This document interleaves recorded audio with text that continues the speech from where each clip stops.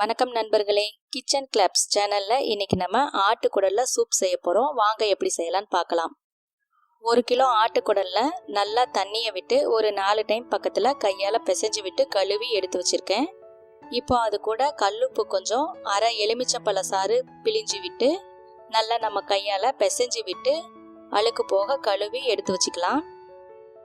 Mixie ஜார்ல கொத்தமல்லி 2 table spoon, சீரகம் 2 டேபிள் ஸ்பூன், மிளகு 2 டீஸ்பூன், இஞ்சி சிறிய துண்டு, கல்லுப்பு தேவையான அளவு, அதாவது அந்த கொத்தமல்லி நல்லா அரைப்படணும் அப்படிங்கிறதுக்காக கல்லுப்பு அது சேர்த்து நல்லா பொடி பண்ணி எடுத்து வச்சுக்கலாம்.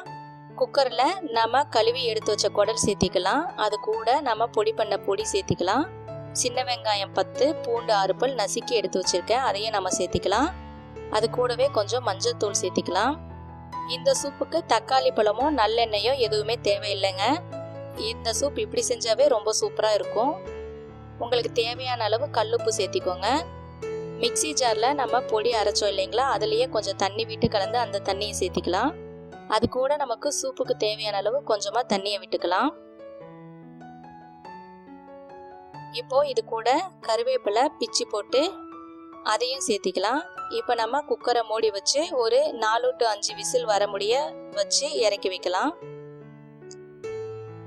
நாட்டுக்கோழி சூப், நண்டு சூப் நம்ம நிறையா சாப்பிட்ருப்போம். குடல் சூப்பு ரொம்பவே உடம்புக்கு நல்லது. பெண்களுக்கெல்லாம் எலும்புக்கு ரொம்பவே வலுவானதுன்னு சொல்லுவாங்க. சின்னவங்கலேருந்து பெரியவங்க முடிய இந்த குடல் சூப் சாப்பிடலாம். ரொம்ப டேஸ்ட்டாக இருக்கும். சிம்பிளாக ஈஸியாக செஞ்சிடலாம்.